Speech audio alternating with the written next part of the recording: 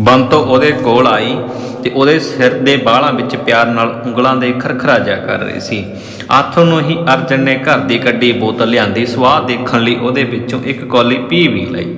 ਸ਼ਰਾਬ ਵਧੀਆ ਸੀ। ਉਹਨੂੰ ਤਰਾਰਾ ਜਿਹਾ ਆਇਆ ਤੇ ਉਹਨੇ ਇੱਕ ਕੌਲੀ ਹੋਰ ਲਾ ਲਈ। ਬੋਤਲ ਨੂੰ ਡੱਬ ਵਿੱਚ ਦੇ ਕੇ ਉਹ ਪ੍ਰੀਤਮ ਦੇ ਘਰ ਵੱਲ ਚੱਲ ਪਿਆ। ਪ੍ਰੀਤਮ ਖੇਤੋਂ ਆਇਆ ਸੀ ਤੇ ਤੱਤਾ ਪਾਣੀ ਲੈ ਕੇ ਹੱਥ ਪੈਰੀ ਧੋ ਰਿਹਾ ਸੀ। ਮੱਘਰ ਦਾ ਮਹੀਨਾ ਸੀ। ਠੰਡ ਕਾਫੀ ਵੱਧ ਚੱਲ ਰਹੀ ਸੀ। ਦੀਵਾਲੀ ਹੁਣੇ ਲੰਘ ਕੇ ਗਈ ਸੀ। ਕਣਕ ਵਾਹਵਾ ਉੱਠ ਖੜੀਆਂ ਸਨ। ਪਾਣੀ ਦੇਣ ਤੇ ਗੁੱਡ ਗੜਾਈ ਤੋਂ ਛੁੱਟ ਖੇਤਾਂ ਵਿੱਚ ਜੱਟਾਂ ਨੂੰ ਹੋਰ ਖਾਸ ਕੰਮ ਨਹੀਂ ਸਨ। ਉਸ ਦਿਨ ਪ੍ਰੀਤਮ ਹੋਰੀ ਕਣਕ ਕੱਢ ਕੇ ਆਏ ਸਨ। ਪਿਛਲੇ ਪਹਿਰ ਦੀ ਚਾਹ ਵੇਲੇ ਵੀ ਉਹ ਕਣਕ ਗੁੱਡਣ ਹੀ ਗਿਆ ਸੀ। ਕੱਖਾਂ ਦੀਆਂ ਭਰੀਆਂ ਬਣਾ ਕੇ ਤੇ ਨਿੱਕੀ ਮੋਟੀ ਲੱਕੜ ਤਿੰਬੜ ਕੇ ਲੋਕ ਪਿੰਡ ਨੂੰ ਆਏ ਸਨ। ਦਰਵਾਜ਼ੇ ਅੰਦਰ ਆ ਕੇ ਅਰਜਨ ਨੇ ਖੰਗੂਰਾ ਮਾਰਿਆ। ਪ੍ਰੀਤਮ ਨੇ ਉਹਦਾ ਬੋਲ ਸਿਆਣ ਕੇ ਦੂਜੇ ਪਾਸੇ ਚੱਕੀ ਤੇ ਫੱਟੇ ਪੁੜ ਉੱਤੇ ਪੈਰ ਧੋਂਦੇ ਆਖਿਆ, ਓਏ ਆ ਜਾ, ਇਧਰਾਂ ਗਾਂਹ ਲੰਘਿਆ, ਤਾਂ ਹੀ ਰਾਜੀ ਐ? ਅਰਜਨ ਨੇ ਪੁੱਛਿਆ। ਆਹੋ ਭਾਈ, ਤੂੰ ਦੱਸ, ਭਰਾ ਭਰਜਾਈ ਦਾ ਡੱਕਾ ਵੀ ਦੂਰਾ ਕਰਕੇ ਦਿਨਾ ਕਿ ਸਾਰਾ ਦਿਨ ਨੰਬਰਦਾਰੀ ਹੀ ਕਰਦਾ ਰਹਿਣਾ? ਪ੍ਰੀਤਮ ਦੀ ਮਾਂ ਨੇ ਹੱਸ ਕੇ ਕਿਹਾ। ਭਰਜਾਈ ਦਾ ਤਾਂ ਪੂਰਾ ਪਾਣੀ ਭਰਦਾ ਆਨੰਦ ਕੌਰ ਅਰਜਨ ਦੇ ਬੋਲਣ ਤੋਂ ਪਹਿਲਾਂ ਹੀ ਆਖ ਗਈ। ਪਾਣੀ ਤਾਂ ਤੇਰਾ ਭਰਨ ਦਾ ਤਿਆਰ ਹਾਂ ਆਨੰਦ ਕੌਰ, ਬਿਨ ਟਾਕਿਓ ਮਜਬੂਰੀ ਕਰਨ ਵਾਲਾ ਮੈਂ ਤਾਂ।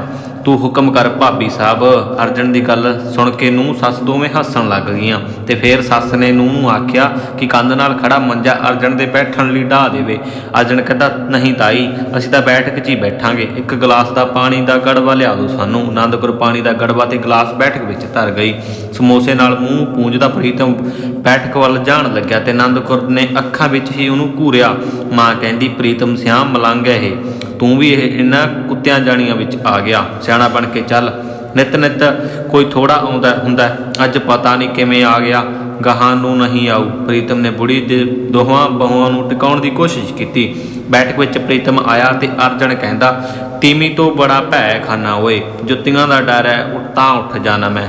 ਤਿੰਨ ਟੰਗੀ ਉੱਤੇ ਡੱਬ ਵਿੱਚੋਂ ਕੱਢ ਕੇ ਰੱਖ ਗਈ ਬੋਤਲ ਉਹਨੇ ਚੱਕ ਲਈ ਤੇ ਖੜਾ ਹੋਣ ਲੱਗਿਆ। ਪ੍ਰੀਤਮ ਕਹਿੰਦਾ, ਓਏ ਕਾਹਨੂੰ ਕੰਜਰ ਦਿਆ ਪੁੱਤਾ, ਉਹ ਤਾਂ ਹੋਰ ਗੱਲ ਸੀ, ਘਰ ਦੀ ਗੱਲ ਹੈ ਕੋਈ, ਤੂੰ ਬਹਿ ਜਾ, ਤੇਰਾ ਘਰ ਆ ਯਾਰ, ਤੈਨੂੰ ਬੋਲਣ ਵਾਲਾ ਕੌਣ ਹੈ ਸਾਲਾ ਇੱਥੇ? ਉਹ ਪੀਣ ਲੱਗੇ। ਹਨੇਰਾ ਹੋ ਚੁੱਕਿਆ ਸੀ। ਲਾਲਟੇਨ ਜਗਾ ਕੇ ਆਨੰਦ ਕੌਰ ਬੈਠਕ ਵਿੱਚ ਰੱਖ ਗਈ। ਉਦੋਂ ਨੂੰ ਉਹ ਦੋ ਕੋਲੀਆਂ ਅੰਦਰ ਸੁੱਟ ਚੁੱਕੇ ਸਨ। ਗੜਵੇ ਵਿੱਚੋਂ ਪਾਣੀ ਦਾ ਗਲਾਸ ਭਰਦੇ ਤੇ ਦਾਰੂ ਪੀਣ ਵੇਲੇ ਕੌਲੀ ਵਿੱਚ ਤੁਪਕਾ ਪਾਣੀ ਪਾਉਂਦੇ ਤੇ ਗਲਾਸ ਨਾਲ ਪੀ ਲੈਂਦੇ। ਗਲਾਸ ਵਿੱਚੋਂ ਹੀ ਪਾਣੀ ਦੀ ਘੁੱਟ ਭਰਦੇ ਤੇ ਅੰਬ ਦੇ ਅਚਾਰ ਦੀਆਂ ਫਾੜੀਆਂ ਚੂਸਣ ਲੱਗਦੇ। ਅਰਜਨ ਨੂੰ ਖਾਂਸੀ ਚੜ੍ਹ ਗਈ ਸੀ। ਆਖਰ ਉਹਨੇ ਗਿੰਦਰ ਦੀ ਬਹੂ ਦੀ ਗੱਲ ਛੇੜ ਲਈ। ਪ੍ਰੀਤਮ ਕਹਿੰਦਾ, ਚੱਲੀਏ ਉਹਨਾਂ ਦੇ ਗਿੰਦਰ ਤਾਂ ਹੁਣਾ ਖੇਤ, ਗਿੰਦਰ ਨਾਲ ਕਣਕ ਦੀਆਂ ਗੱਲਾਂ ਕਰਨ ਬਹਾਨੇ ਜਾ ਪਾਉਂਦੇ ਆ, ਤੂੰ ਝਾਕਾ ਵੀ ਲੈ ਲਈ। ਕੌਲੀ ਦੀ ਦਾਰੂ ਪਾਉਣ ਲੱਗੇ ਹੀ ਸਨ। ਬੈਠਕ ਅੱਗੋਂ ਦੀ ਗਿੰਦਰ ਦੀ ਬਹੂ ਹਰਨਾਮੀ ਲੰਘਦੀ ਹੈ। ਪ੍ਰੀਤਮ ਨੇ ਦੱਸਿਆ ਕਿ ਉਹ ਲੰਘ ਗਈ ਹੈ। ਉਹ ਝੱਟ ਬੋਲ ਉੱਠਿਆ, ਲੈ ਵੀ ਮਿੱਤਰਾ, ਉਹ ਤਾਂ ਸਾਡੇ ਘਰੇ ਆ ਗਈ, ਹੁਣ ਬਿੰਦ ਝੱਟ ਆਨੰਦ ਕੌਰ ਕੋਲ ਬੈਠੂਗੀ। ਛਿੱਟ ਲਾ ਲਈਏ, ਫਿਰ ਬੇਬੇ ਕੋਲੇ ਜਾ ਕੇ ਚੱਲਦੇ ਹਾਂ। ਤੂੰ ਬੇਬੇ ਨੂੰ ਗੱਲ ਤੋਰੀ, ਇਹ ਤਾਂ ਆਪ ਹੀ ਛਿੜਪੂ, ਭੋਰਾ ਸੰਗ ਨਹੀਂ ਮੰਨਦੀ। ਥੋੜੀ ਪੀ ਕੇ ਉਹ ਬੈਠਕ ਵਿੱਚੋਂ ਉੱਠੇ ਤੇ ਵਿਹੜੇ ਵਿੱਚ ਹੀ ਹੁੰਦੇ ਛੱਤਣੇ ਥੱਲੇ ਚੁੱਲ੍ਹੇ ਕੋਲ ਬੈਠੀਆਂ ਤਿੰਨਾਂ ਜਾਣੀਆਂ ਕੋਲ ਚਲੇ ਗਏ। ਪ੍ਰੀਤਮ ਕਹਿੰਦਾ, ਮਾਤਾ ਰਾਣੀਆਂ ਆਂਗੂ ਚੁੱਪ ਜੇ ਬੈਠੇ ਹੋ, ਕਿਵੇਂ ਕੀ ਗੱਲ ਹੋਈ? ਵੇ ਭਾਈ ਕਾਹਨੂੰ, ਮੈਂ ਮਹੀਨਿਆਂ ਨੂੰ 2 ਵਾਰ ਦੇਖ ਚੁੱਕੀ ਹਾਂ, ਮਿਲਣੀ ਚੀਜ਼ ਨਹੀਂ ਆਉਂਦੀ ਤੇ ਪਤਾ ਨਹੀਂ ਕੀ ਹੋ ਗਿਆ, ਅੱਜ ਸੜ ਪੈਣੀ ਮੱਝ ਨੂੰ। ਸੋਚਦੀ ਹਾਂ ਗੋਦੀ ਬਾਹਮਣ ਤੋਂ ਪਾਣੀ ਕਰਾ ਲਿਆਵਾਂ। ਮਾਂ ਨੇ ਫਿਕਰ ਵਿੱਚ ਆਖਿਆ। ਹਾਂ, ਪਾਣੀ ਕਰਾਉਣ ਦੀ ਇਹਨੂੰ ਤਾਂ ਟੱਕੀ ਪੈ ਗਈ ਮਾਂ, ਜਾਇਆ ਫਿਰ, ਨਹੀਂ ਤਾਂ ਹਨੇਰੇ ਵਿੱਚ ਕੁੱਤੇ ਤੋਂ ਲੱਤ ਪੜਵਾਏਂਗੀ। ਲਾਲਟੇਨ ਲਾ ਕੇ ਬੈਠਕ ਵਿੱਚ ਪਈ ਐ, ਤੂੰ ਉੱਥੋਂ ਚੱਕ ਲਵੀਂ। ਚੰਗਾ ਫਿਰ ਮੈਂ ਜਾ ਹੀ ਆਵਾਂ। ਬੁੜੀ ਉੱਠੀ ਤੇ ਬੈਠਕ ਵੱਲ ਜਾਣ ਲੱਗੀ। ਜਾਂਦੀ ਕਹਿੰਦੀ, ਤੁਸੀਂ ਕਿਉਂ ਉੱਠ ਖੜੇ ਵੇ? ਬਸ ਊਂ ਦਾਲ ਦੂਲ ਪੁੱਛਦੇ ਆ ਕੀ ਧਰੀ ਐ, ਬਾਹਰ ਨੇ ਆਈਆਂ ਕੰਨੀ ਗੇੜਾ ਮਾਰ ਆਉਂਦੇ ਆ ਅਸੀਂ ਤਾਂ। ਪ੍ਰੀਤਮ ਨੇ ਬਹਾਨਾ ਜਾ ਲਾ ਦਿੱਤਾ। ਬੁੜੀ ਘਰੋਂ ਬਾਹਰ ਹੋਈ ਤਾਂ ਉਹ ਛਤਣੇ ਕੋਲ ਮੰਜਾ ਡਾਹ ਕੇ ਬੈਠ ਗਏ। ਛਤਣੇ ਵਿੱਚੋਂ ਸਰੋਂ ਦੇ ਤੇਲ ਦਾ ਦੀਵਾ ਬਾਲ ਕੇ ਚਾਨਣ ਕੀਤਾ ਹੋਇਆ ਸੀ। ਪ੍ਰੀਤਮ ਨੇ ਹਰਨਾਮੀ ਨੂੰ ਛੇੜਿਆ, ਤੇ ਤੂੰ ਕਿਵੇਂ ਰੁੱਸੀ ਜੀ ਬੈਠੀ ਆ ਹਰਨਾਮ ਕੁਰੇ? ਸਾਗ ਧਰਿਆ ਸੀ, ਸਾਗ ਦੀ ਬਾਟੀ ਦੇਣ ਆਈ ਆ ਮੈਂ, ਤੇ ਬੁੜੇ ਨੇ ਰੋਟੀ ਖਾ ਲਈ ਐ, ਉਹ ਅਜੇ ਖੇਤੋਂ ਆਇਆ ਨਹੀਂ। ਹਰਨਾਮੀ ਬੋਲੀ। ਖੇਤ ਕੀ ਕਰਦੇ ਨੇ ਅੱਜ, ਇੰਨਾ ਹਨੇਰਾ ਕਿਉਂ ਕਰਤਾ? ਪ੍ਰੀਤਮ ਨੇ ਪੁੱਛਿਆ। ਕਣਕ ਗੁੱਟਦੇ ਸੀ, ਦਿਹਾੜੀਏ ਲੈ ਕੇ ਆਇਆ ਹੋਇਆ ਸੀ, ਨੰਬੇੜ ਕੇ ਹੀ ਆਊ ਮੇਰੀ ਜਾਨ ਨੂੰ, ਉਹਨੇ ਜਵਾਬ ਦਿੱਤਾ। ਆਨੰਦ ਕੌਰ ਵਿੱਚ ਹੀ ਬੋਲ ਉੱਠੀ, ਆਹ ਅਰਜਣਾ ਕਿਵੇਂ ਬਾਂਦਰ ਜਾ ਬਣਿਆ ਬੈਠਾ, ਮੁਟਕੜੀ ਮਾਰੀ ਨਹੀਂ ਸੁਣੀ ਜਾਨਾ, ਮੈਂ ਤਾਂ ਡੀਕੀ ਜਾਂਦਾ ਸੀ ਬਾਈ ਭਾਬੀ ਕੁਛ ਉਚਰੂਗੀ। ਅਰਜਨ ਨੇ ਕੱਚਾ ਜਿਹਾ ਹੋ ਕੇ ਆਖਿਆ। ਆ ਦਿਨ ਨਹੀਂ ਨਿਕਲਣੇ ਤੇਰੇ, ਵਿਆਹ ਕਰਵਾ ਲਾ। ਬੋਲ ਲਿਆਵਾਂ ਸਾਕ, ਆਨੰਦ ਕੌਰ ਨੇ ਸਿਰ ਦੀ ਆਖ ਦਿੱਤੀ। ਦਿਨ ਨਿਕਲਣ ਦੀ ਹੀ ਹੈ, ਜਿਉਂਦੀਆਂ ਰਹਿਣ ਭਰਜਾਈਆਂ। ਅਰਜਨ ਨੇ ਜਵਾਬ ਵਿੱਚ ਬੇਨਵਾਜ਼ਗੀ ਦੇ ਵਿੱਚ ਜਵਾਬ ਦਿੱਤਾ, ਭਰਜਾਈਆਂ ਦਾ ਤੂੰ ਕੀ ਲੱਗਦਾ? ਇਹ ਤਾਂ ਚੰਦ ਰੋਜ਼-ਰੋਜ਼ ਮੇਲੇ ਹੁੰਦੇ ਨੇ। ਗੋਲ ਧੰਦਾ ਕਰਦਾ ਰਹੇਗਾ, ਇੱਕ ਟੱਕ ਮਿਲਦਾ ਰਹੂ ਰੋਟੀ ਦਾ, ਨਹੀਂ ਤਾਂ ਫਾੜ ਪੈਣਗੀਆਂ ਤੈਨੂੰ ਇੱਕ ਦਿਨ। ਅੱਗੇ ਨੂੰ ਤਾਂ ਸਮਝੀ ਜਾ ਤੂੰ। ਆਨੰਦ ਕੌਰ ਨੇ ਨਵੀਂ ਸਮਝੌਤੀ ਦਿੱਤੀ। ਤੂੰ ਲਿਆ ਤਾਂ ਸਹੀ, ਇਹ ਕੋਈ ਜਵਾਬ ਦਿੰਦਾ? ਕੁੜੀ ਦੱਸ ਕੌਣ ਹੈ, ਜਾਂ ਐਵੇਂ ਦੀ ਮਗਜਾਲੀ ਮਾਰਦੀ ਹੈ? ਪ੍ਰੀਤਮ ਨੇ ਗੰਭੀਰ ਹੋ ਕੇ ਕਿਹਾ। ਭਾਈ ਦੀ ਸਹੁੰ, ਮੈਂ ਝੂਠ ਨਹੀਂ ਆਖਦੀ। ਆ ਖੜਾ ਮਲੂਕਾ, ਮੈਂ ਤਾਂ ਤੜਕੇ ਹੀ ਉੱਠ ਜਾਨੀ ਆ। ਕਿਹਦੀ ਗੱਲ ਕਰਦੀ ਆ ਤੂੰ? ਪ੍ਰੀਤਮ ਨੇ ਪੁੱਛਿਆ। ਆਪਣੀ ਸਰਜੀਤੋ ਦੀ। ਕਿਹੜੀ ਸਰਜੀਤੋ ਦੀ? ਲੈ ਤੂੰ ਜਾਣਦਾ ਨਹੀਂ? ਚਾਚਾ ਨਹੀਂ ਮੇਰਾ ਮਕੰਦੇ ਦੀ ਘਰ ਵਾਲੀ ਸੰਤ ਦੀ ਭਤੀਜੀ ਸਰਜੀਤੋ ਮਲੂਕੇ ਹੀ ਰਹਿੰਦੀ ਆ। ਉਹਨਾਂ ਦੇ ਕੋਈ ਜਵਾਕ ਜੱਲਾ ਵੀ ਨਹੀਂ ਹੈ, ਉਹਨਾਂ ਨੇ ਪਾਲੀ ਹੈ, ਉਹ ਵਿਆਹ ਕਰਨਗੇ। ਚਾਚੀ ਸੰਤੀ ਤਾਂ ਜਮਾ ਨਹੀਂ ਮੋੜਦੀ ਮੇਰਾ ਅੱਖਾਂ। ਆਨੰਦ ਕੌਰ ਪੈਰ ਰੱਖ ਕੇ ਗੱਲ ਕਰ ਗਈ ਸੀ। ਉਹ ਭਾਈ ਸਭ ਠੀਕ ਹੈ, ਸਭ ਸੱਚ ਹੈ, ਕੋਈ ਨਹੀਂ ਕਰਾਂਗੇ ਗੱਲ ਤੇਰੇ ਨਾਲ ਵੀ ਭਾਬੀ ਸਾਹਿਬ। ਅਰਜਨ ਨੇ ਹੌਂਕਾ ਲਿਆ ਤੇ ਟਿਕੀ ਲੈ ਕੇ ਹਰਨਾਮੇ ਵੱਲ ਦੇਖਣ ਲੱਗਾ।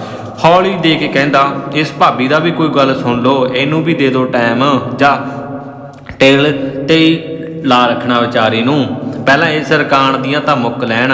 ਦਿਓਰ ਨੂੰ ਵਿਆਹੁਣ ਲੱਗੀ ਐ। ਹਰਨਾਮੀ ਨੇ ਆਨੰਦ ਕੌਰ ਵੱਲ ਇੱਕ ਪਲ ਝਾਕ ਕੇ ਅਰਜਨ ਦੀਆਂ ਅੱਖਾਂ ਵਿੱਚ ਅੱਖਾਂ ਕੱਢ ਦਿੱਤੀਆਂ। ਲੈ ਕੁੜੇ, ਤੂੰ ਮਖੌਲ ਮੰਨ ਲੈ ਮੇਰੀ ਗੱਲ ਦਾ।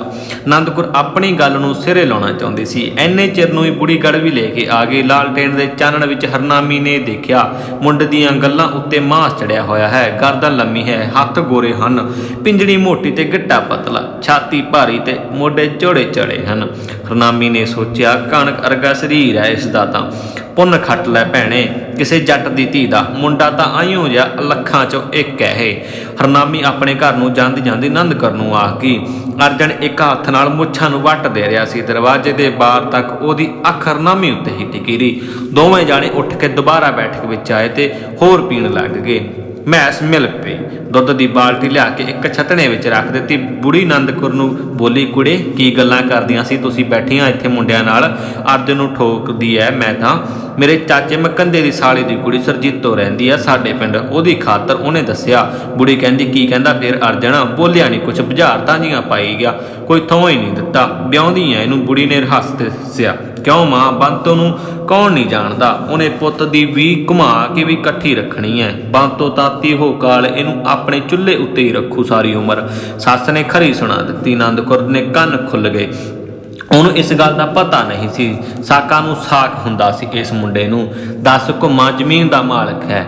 ਸਾਕ ਤਾਂ ਉੱਡਦੇ ਆਉਂਦੇ ਹਨ ਇਹਨੂੰ। ਕੋਈ 10 ਜੱਟ ਆਏ ਹੋਣਗੇ, ਪਰ ਕਦੇ ਬੰਤੋ ਨੇ ਕੋਈ ਗੱਲ ਆਖ ਦਿੱਤੀ ਤਾਂ ਕਦੇ ਝੰਡੇ ਨੇ। ਇਸ ਝੰਡੇ ਨੂੰ ਆਪ ਪਤਾ ਹੈ, ਪਰ ਕੀ ਕਰੇ ਵਿਚਾਰਾ, ਅਕਲ ਤੇ ਪਰਦਾ ਪਾਇਆ ਹੋਇਆ, ਸਕੰਜੇ 'ਚ ਕੱਸ ਕੇ ਰੱਖਿਆ ਹੋਇਆ ਬੰਤੋ ਬਦਕਾਰਨ ਦਾ। ਬੁੜੀ ਨੂੰਹ ਦੇ ਅੱਗੇ ਅਰਜਨ ਦਾ ਰੋਦਣ ਕਰਨ ਲੱਗ ਗਈ। ਬੋਤਲ ਜਦੋਂ ਮੁੱਕ ਗਈ ਤਾਂ ਉਹ ਦੋਵੇਂ ਉੱਠੇ ਤੇ ਮਾਤਾ ਜਿਹਾ ਭਗਾ ਕੇ ਗਿੰਦਰ ਦੇ ਦਰਵਾਜ਼ੇ ਵਿੱਚ ਜਾ ਖੜੇ। ਪ੍ਰੀਤਮ ਨੇ ਖਾਲੀ ਬੋਤਲ ਵਿੱਚ ਪਊਆ ਕ ਪਾਣੀ ਪਾ ਕੇ ਅਰਜਨ ਨੂੰ ਫੜਾ ਦਿੱਤਾ ਸੀ। ਉਹਨੇ ਬੋਤਲ ਡੱਬ ਵਿੱਚ ਟੰਗ ਲਈ ਸੀ। ਦਰਵਾਜ਼ੇ ਵਿੱਚੋਂ ਪ੍ਰੀਤਮ ਨੇ ਗਿੰਦਰ ਨੂੰ ਹਾਕ ਮਾਰੀ। ਉਹ ਰੋਟੀ ਖਾ ਕੇ ਹਟੇ ਸੀ ਤੇ ਪਿਓ ਨਾਲ ਕੋਈ ਝਗੜਾ ਜਿਹਾ ਕਰ ਰੱਖਿਆ ਸੀ। ਹਰਨਾਮੀ ਚੁੱਲ੍ਹੇ ਮੂਰੇ ਬੈਠੀ ਭਾਂਡੇ ਮਾਂਜ ਰਹੀ ਸੀ। ਗਿੰਦਰ ਨੇ ਵਿਹੜੇ ਵਿੱਚ ਜਾ ਕੇ ਪੁੱਛਿਆ, ਕਿਹੜਾ ਆ? ਕਿਹੜੇ ਨੇ? ਤੂੰ ਕਦੋਂ ਪਛਾਣਦਾ ਬਾਈ? ਹੋਰ ਫਿਰ ਗੁੜਤੀ ਸਾਰੀ? ਪ੍ਰੀਤਮ ਨੇ ਪੁੱਛਿਆ। ਉਹ ਵੀ ਵਿਹੜੇ ਵਿੱਚ ਆ ਖੜੇ। ਉਹ ਅਜੇ ਕਣਕ ਦੀਆਂ ਗੱਲਾਂ ਹੀ ਕਰ ਰਹੇ ਸਨ ਤੇ ਅੰਦਰੋਂ ਬੁੜੇ ਨੇ ਪ੍ਰੀਤਮ ਨੂੰ ਹਾਕ ਮਾਰੀ। ਸੁਣਾ ਬਈ, ਚਾਚਾ ਕਹਿ ਰਸਿਆ, ਤੂੰ ਅੰਦਰ ਕੀ ਕਰਦਾ? ਪ੍ਰੀਤਮ ਨੇ ਉੱਚੇ ਬੋਲ ਵਿੱਚ ਕਿਹਾ। ਹੋਰ ਭਾਈ, ਮੇਰਾ ਤਾਂ ਇਹੋ ਠਿਕਾਣਾ। ਪ੍ਰੀਤਮ ਬਾਈ ਤੂੰ ਦੱਸ। ਗਿੰਦਰ ਲੜੀ ਜਾਂਦਾ ਮੇਰੇ ਨਾਲ। ਆ ਵੇਲਾ ਕਰਤਾ ਖੇਤੋਂ ਆਉਣ ਨੂੰ। ਮੈਂ ਕਹਿੰਦਾ ਇੱਕ ਦਿਹਾੜੀਆ ਹੋਰ ਲੈ ਜਾਂਦਾ, ਜਾਂ ਕੱਲ ਨੂੰ ਇੱਕ ਦਿਹਾੜੀਆ ਲਾ ਕੇ ਬਾਕੀ ਰਹਿੰਦੀ ਵੀ ਗੁੱਡ ਆਉਂਦੀ। ਮੈਂਸ ਰਿੰਗੀ ਜਾਂਦੀ ਐ ਤੇ ਉਹਨੂੰ ਅੱਖ ਨਾ ਹੀ ਪਾਏ ਹਜੇ ਤੱਕ, ਤੇ ਧਾਰ ਕੱਢੀ ਵੀ ਨਹੀਂ ਕਿਸੇ ਨੇ। ਜਾ ਬਈ ਬੋਟੀ ਨੂੰ ਸਿਖਾ ਧਾਰ ਦਾ ਕੰਮ, ਮੈਂ ਸੱਥ ਪਵਾ ਰੱਖੀ ਐ। ਕਿਤੇ ਗਾਹਾਂ ਘੋਰੀ ਵੀ ਜਾਣਾ ਪੈਂਦਾ ਬੰਦੇ ਨੂੰ। ਕੈਰ ਸਿੰਘ ਬੋਲਦਾ ਜਾ ਰਿਹਾ ਸੀ। ਦੋਵੇਂ ਜਣੇ ਅੰਦਰ ਖੜੇ ਬੁੜੇ ਕੋਲ ਸੁਣੇ ਬੈਠੇ ਸੀ। ਉਹਨਾਂ ਨੂੰ ਗੱਲਾਂ ਮਾਰਦੇ ਦੇਖ ਕੇ ਗਿੰਦਰ ਨੇ ਮੈਸ ਦੀ ਖੁੱਲ੍ਹ ਵਿੱਚ ਕੱਖ ਸੁੱਟੇ। ਉੱਤੋਂ ਜੌਂ ਛੋਲਿਆਂ ਦਾ ਦਾਣਾ ਬਰੂਰ ਦਿੱਤਾ। ਮੈਸ ਮੂੰਹ ਮਾਰ ਲੱਗੀ ਤੇ ਉਹ ਧਾਰ ਕੱਢਣ ਦੀ ਤਿਆਰੀ ਕਰਨ ਵਿੱਚ ਲੱਗ ਪਿਆ। ਛੋਟੀ ਬਾਟੀ ਵਿੱਚ ਸਾਗ ਤੱਤਾ ਕਰਕੇ ਤੇ ਵਿੱਚ ਮੱਖਣੀ ਦਾ ਰੁੱਗ ਸੁੱਟ ਕੇ ਹਰਨਾਮੀ ਉਹਨਾਂ ਨੂੰ ਫੜਾ ਗਈ। ਇੱਕ ਚਮਚਾ ਵੀ ਦੇ ਗਈ। ਪਾਣੀ ਦੀ ਗੜਬੀ ਤੇ ਕੋਲੀ ਦੇਣ ਲਈ ਆਈ ਪ੍ਰੀਤ ਨੇ ਬੁੜਾ ਆਪਣੀਆਂ ਗੱਲਾਂ ਵਿੱਚ ਪੂਰੇ ਮਗੇ ਹੋਏ ਸਨ। ਦੋਵਾਂ ਦੇ ਮੂੰਹ ਭਰੇ ਹੋਏ ਸੀ। ਗੜਬੀ ਧਰਨ ਲੱਗੀ ਹਰਨਾਮੀ ਦੇ ਹੱਥ ਉੱਤੇ ਅਰਜਨ ਦਾ ਆਪਣਾ ਹੱਥ ਰੱਖ ਲਿਆ ਤੇ ਉਹ ਕੁਝ ਨਾ ਬੋਲੀ, ਸਗੋਂ ਗੜਬੀ ਵਿੱਚੋਂ ਉਂਗਲ ਡੋਬ ਕੇ ਅਰਜਨ ਦੇ ਮੂੰਹ ਉੱਤੇ ਪਾਣੀ ਦੀਆਂ ਬੂੰਦਾਂ ਛਿੜਕ ਗਈ। ਦੋਵਾਂ ਨੇ ਗੱਲਾਂ ਕਰਦੇ ਕਰਦੇ ਸਾਹ ਖਾ ਲਿਆ। ਗੜਬੀ ਦੀ ਕੌਲੀ ਤਾਂ ਧਰੇ ਦੇ ਧਰੇ ਰਹਿ ਗਈ। ਬੋਤਲ ਵਿੱਚ ਪਾਣੀ ਪਾਇਆ ਸੀ ਕਿ ਉਹ ਗਿੰਦਰ ਨੂੰ ਸਲਾਹ ਮਾਰਨਗੇ। ਪ੍ਰੀਤਮ ਜਾਣਦਾ ਸੀ ਕਿ ਗਿੰਦਰ ਖਾਂਦਾ ਪੀਂਦਾ ਨਹੀਂ, ਪਰ ਇਹ ਨਾਟਕ ਜਿਹਾ ਅਰਜਨ ਨਹੀਂ ਖੇਡਣਾ ਸੀ। ਨਾਟਕ ਕਰਨ ਦੀ ਤਾਂ ਕੀ ਲੋੜ ਸੀ। ਪਰ ਉਹ ਦੋਵੇਂ ਉੱਠ ਵਿਹੜੇ ਵਿੱਚ ਆ ਗਏ। ਚਲੋ, ਗਿੰਦਰ ਨੇ ਪੁੱਛਿਆ, ਹੋਰ ਹੁਣ ਤੂੰ ਤਾਂ ਗੱਲ ਕੋਈ ਕਰਦਾ ਨਹੀਂ, ਕੰਮ ਜੇ ਹੀ ਕਰਦਾ ਫਿਰਦਾ।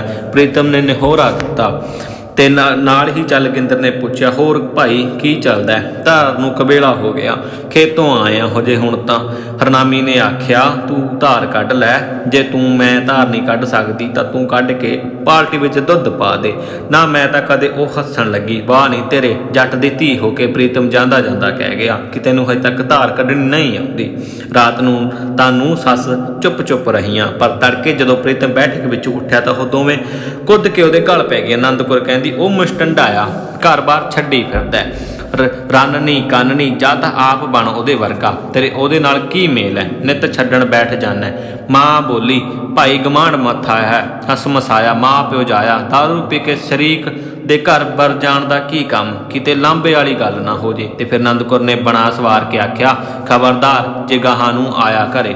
ਮਾਂ ਸਮਝਾਉਣ ਲੱਗੀ, ਦੇਖ ਪੁੱਤ, ਅਗਲਾ ਵੀ ਇੱਜ਼ਤ ਰੋਂਦਾ ਕੋਈ, ਤੂੰ ਤਾਂ ਭੋਲਾ, ਕੀ ਪਤਾ ਉਹ ਕਿਵੇਂ ਆ ਗਿਆ ਉਹਨਾਂ ਦੇ ਘਰ, ਤੈਨੂੰ ਨਾਲ ਲੈ ਗਿਆ। ਜੇ ਭਲਾ ਕੋਈ ਖਰਾਬੀ ਵਾਲੀ ਗੱਲ ਹੋ ਜਾਂਦੀ ਤਾਂ ਵਾਧੂ ਦੇ ਵਿੱਚ ਧਰਿਆ ਜਾਂਦਾ ਤੂੰ। ਨਾਲੇ ਘਰ ਬੁਲਾ ਕੇ ਬੇਗਾਨੇ ਲੋਕਾਂ ਨੂੰ ਦਾਰੂ ਪਿਆਉਣ ਦਾ ਕੋਈ ਰਾਹ ਨਹੀਂ। ਭਾਈ ਤੂੰ ਕਬੀਲਦਾਰ ਹੈ ਪੁੱਤ, ਉਹਦਾ ਕਹਿ ਕੇ ਛੜਾ ਮਲੰਘਿਆ, ਕਹਾਂ ਨੂੰ ਆਪਦਾ ਪੜਿਆ ਵਿਚਾਰੀ। ਭਾਈ ਤੈਨੂੰ ਹੁਣ ਦੱਸਦਾ।